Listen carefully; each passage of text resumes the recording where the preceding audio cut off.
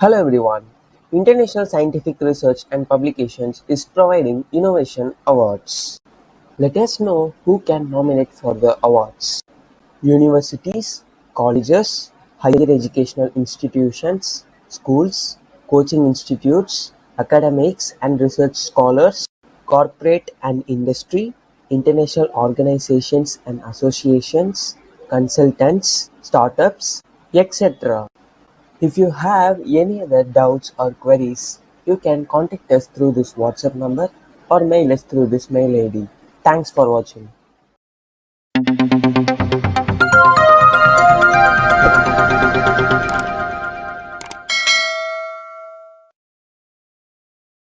Academy.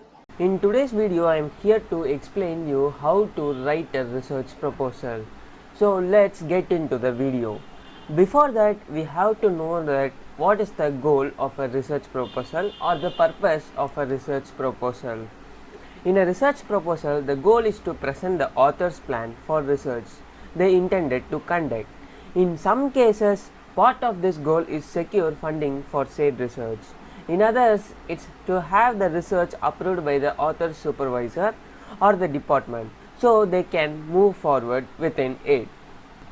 In a research proposal, the author demonstrates how and why their research is relevant to their field. They demonstrate that the work is necessary to the following. First one, which is filling a gap in the existing body of a research on their subject, and underscoring existing research on their subject, and or adding new original knowledge to the academic community's existing understanding for their subject or of their subject. And your research proposal also have to cover these two things kindly: the research methodology you plan to use and the tools and procedures you will use to collect, analyze and interpret the data and you collect.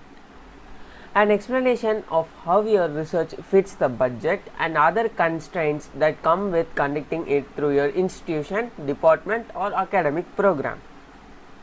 Okay, now we know that the purpose of the research proposal. Let's know how long should the research proposal be. Generally, research proposals for bachelors and masters, these are few pages long. Research proposal for mid-year projects like PhD dissertations and funding requests are often longer and far more detailed. A research proposal's goal is to clearly outline exactly what your research will entail and accomplish. So, including the proposal word count or the page count is in nearby as important as it should ensure all the necessary elements and content are present. So, now we learned that how long a research proposal should be, and then we are going to see the research proposal's structure. How a research proposal should be structured. A research proposal follows a fairly straightforward structure in order to achieve the goals described in the previous section. Nearly all research proposals include the following sections kindly. First thing, which is introduction.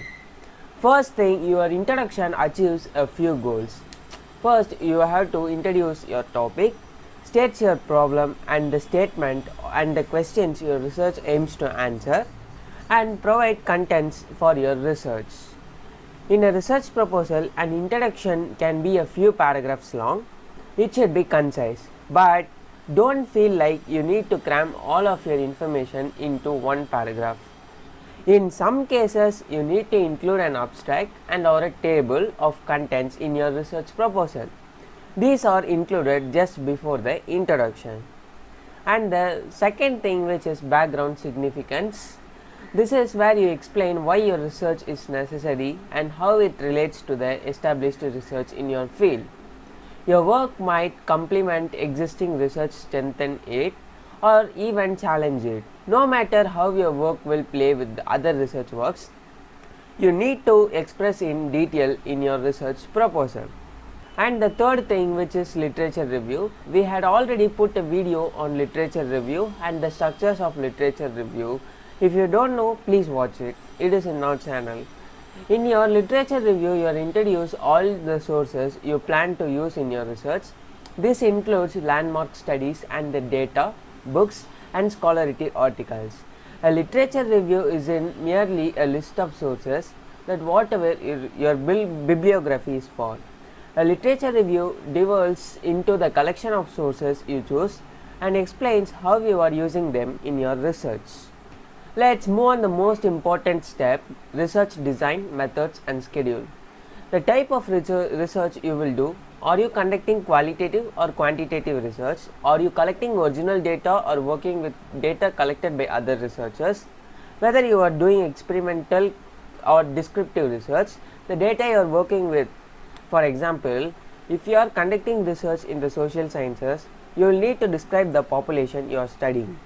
And also you need to cover how you will select your subjects and how you will collect data from them, and also the tools you use to collect data. Will you be running experiments, conducting surveys, observing phenomena?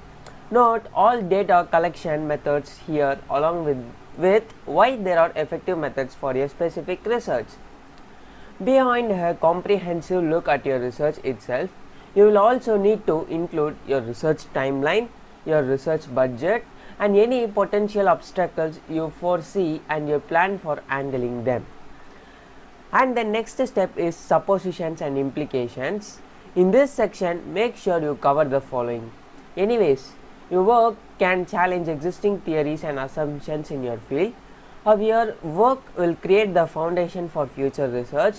The practical value your findings will also provide to practitioners, educators, and other academics in your field.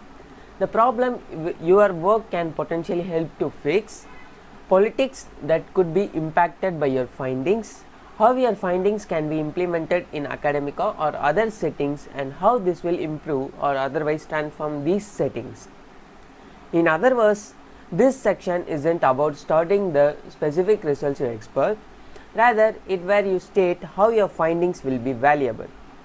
Now we come to the conclusion, which will help you to understand how a research proposal should be, and we had studied about the goals of the research proposal and the methods and steps of the research proposal, how you to implement. So up to the conclusion, this is where you will wrap it all up. Your conclusion section, just like your conclusion paragraph of an essay, briefly summarizes your research proposal and reinforces your research started purpose. So I think this video will be helpful for you. You will be able to learn how a research proposal should be, and what are the goals and purposes of the research proposal, and how to write a research proposal and the methods of the research proposal. I think this video will be helpful for you. If you like my video, please subscribe my channel and hit the